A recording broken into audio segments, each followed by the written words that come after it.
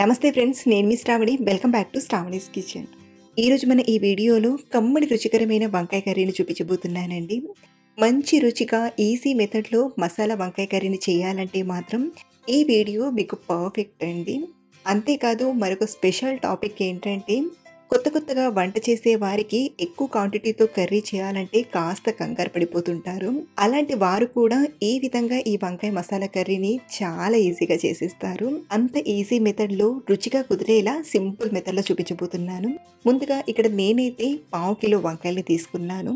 అలాగే తెల్ల వంకాయలు వాడుతున్నానండి. మీరు కావాలంటే నల్ల వంకాయలైనా తీసుకోవచ్చు. సో ముందుగా ఈ వంకాయల్ని బాగా కడిగి రెడీగా పక్కనుంచుకోండి.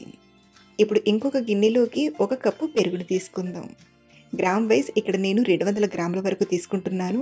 ఇప్పుడు ఇందులోకి 1 టీ స్పూన్ కారం, కొంచెం ఉప్పును తీసుకోండి. మనం మళ్ళీ కర్రీ చేసేటప్పుడు ఉప్పు కారాన్ని వేస్తాం కాబట్టి ఈ టైంలో ఇలా కొంచెంగా తీసుకోండి. ఇందులోనే 1 టీ స్పూన్ ధనియాల పొడి, 1/2 టీ స్పూన్ పసుపుని తీసుకొని ఇవన్నీ కలిసేలా బాగా కలపండి.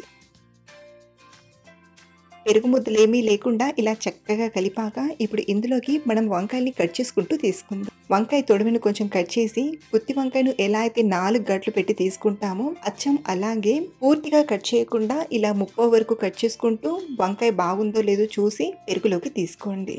ఇలాగే మనం తీసుకున్న వంకాయలన్నీ 30 వరకు ఇలా 2 పక్క ఆట్లు పెడుతూ పెరుగులోకి తీసుకుందాం. ఇలా తీసుకున్న వంకాయలకు లోపలి వరకు పెరుగు మసాలాలు బాగా పట్టేలా ఇలా కొంచెం లోపలికి స్టఫ్ చేసినట్టుగా చేస్తూ బాగా పట్టించండి. సో ఇలా అన్ని వంకాయలు లోపలి వరకు పెరుగు పట్టేలా ఇలా పట్టించాక రెడీగా పక్క నుంచి మరో పక్కన స్టవ్ ఆన్ చేసి కడాయిలోకి ఒక 2-3 టేబుల్ స్పూన్ల పల్లీలను తీసుకోండి. మీకు గ్రేవీ ఇంకొంచెం ఎక్కువగా కావాలంటే ఇక్కడ పల్లీల క్వాంటిటీని పెంచుకోవచ్చు.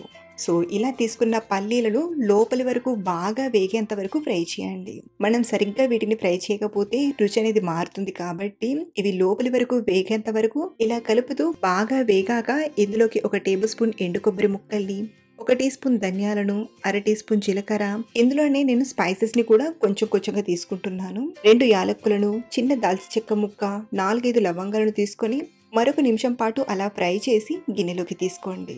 ఇలా మనం ఫ్రై చేసినవి కొంచెం చల్లారాక మిక్సీ గిన్నెలోకి తీసుకొని మెత్తగా గ్రైండ్ చేసుకుందాం. గ్రైండ్ చేసేటప్పుడు సరిగ్గా నలగకపోతే లైట్ గా కొంచెం నీళ్ళను వేసి మెత్తని పేస్ట్ లా గ్రైండ్ చేసైనా తీసుకోవచ్చు. మనం ఇలా గ్రైండ్ చేసిన ఈ పొడిని రెడీగా పక్క నుంచి మళ్ళీ స్టవ్ ఆన్ చేసి కడాయిలోకి ఒక 3-4 టేబుల్ స్పూన్ల నూనెని తీసుకోండి.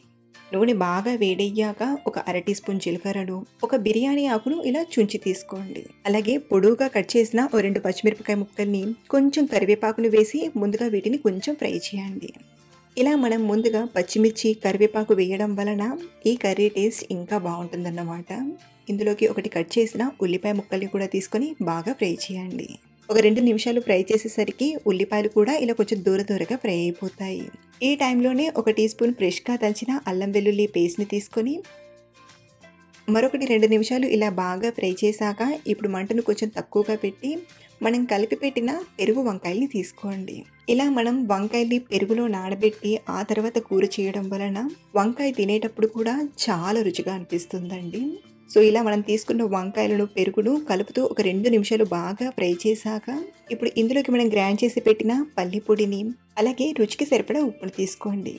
మనం పెరుగులోని ఉప్పు కొంచెం కారం తీసుకున్నాం కాబట్టి ఈ టైంలో రుచికి సరిపడా ఉప్పుని, 1-1.5 టీ స్పూన్ కారాన్ని తీసుకొని ఒకసారి బాగా కలిపి వంకాయలకు ఉప్పు కారం అనేది కొంచెం పట్టుకునేలా ఒక 2 నిమిషాలు ఉడికించండి. 2-3 నిమిషాల తర్వాత మూత తీసి ఇప్పుడు ఇందులోకి పులుపు కోసం ఇక్కడ నేను ఒక 2 టేబుల్ స్పూన్ల చింతపండు పులుసుని తీసుకుంటున్నాను. అలాగే గ్రేవీకి సరిపడా నీళ్ళను తీసుకొని ఒకసారి బాగా కలిపి వంకాయల్ని మెత్తగా ఉడికించాలి.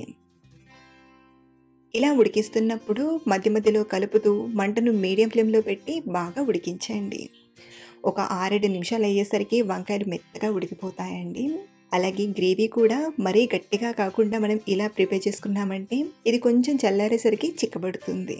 చివరిగా కొంచెం కొత్తిమీరాకును వేసి కలిపి స్టవ్ ఆఫ్ చేసేయడమే. కొంచెం చల్లారేసరికి ఇంకాస్త చిక్కబడుతుంది కాబట్టి ఈ కన్సిస్టెన్సీలోనే ప్రిపేర్ చేయండి. అంతే, కమ్మడి రుచిగా గుమ్మగుమ్మలాడే వంకాయ మసాలా కర్రీ తయారైపోయింది. మనం వంకాయ కర్రీని ఎన్నో విధాలుగా ప్రిపేర్ చేసుకుంటుంటాం. ఓసారి ఈ స్టైల్లో ట్రై చేసి చూడండి. డెఫినెట్గా మీ అందరికీ చాలా బాగా నచ్చుతుంది. అలాగే మీరు ట్రై చేశాక మీకు ఎలా కుదిరిందో కింద కామెంట్లో నాతో షేర్ చేసుకోవడం అస్సలు మర్చిపోకండి. మరిన్ని టేస్టీ అండ్ సింపుల్ రెసిపీస్ కోసం మన ఛానల్ని ఫాలో అవ్వండి. Thank you for watching.